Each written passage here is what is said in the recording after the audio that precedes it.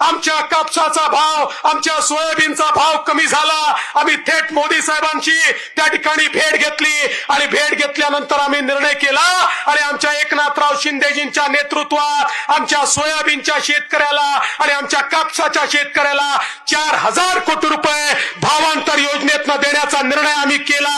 आणि बंधू भगिनींनो, आता तर या ठिकाणी आचारसंहिता आहे, पण आचारसंहिता संपल्यानंतर आमच्या कापसाच्या शेतकऱ्याला आणि सोयाबीनच्या शेतकऱ्याला थेट त्याच्या खात्यामध्ये भावांतर योजनेच्या अंतर्गत पैसे देऊन त्याचं नुकसान होऊ देणार नाही. अशा प्रकारे शेतकऱ्याच्या पाठीशी उभं राहणार हे आमचं एकनाथराव शिंदेजींचं सरकार आहे, अजितदादांचं आणि आमचं सरकार आहे.